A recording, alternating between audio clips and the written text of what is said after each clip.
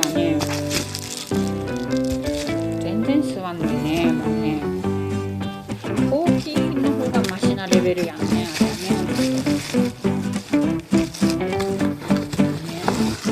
ブドウじゃん。わかるかなこれ。掃除機が勝てる時代になってね。新しいのなんてもうお菓子とか散らかしてよね。出てみようかね。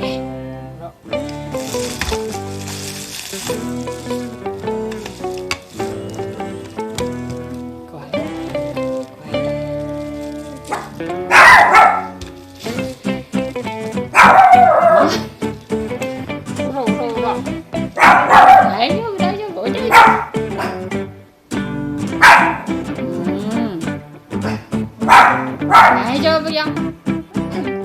ちっちゃいのよ。こうやってどうすると生きていけるの。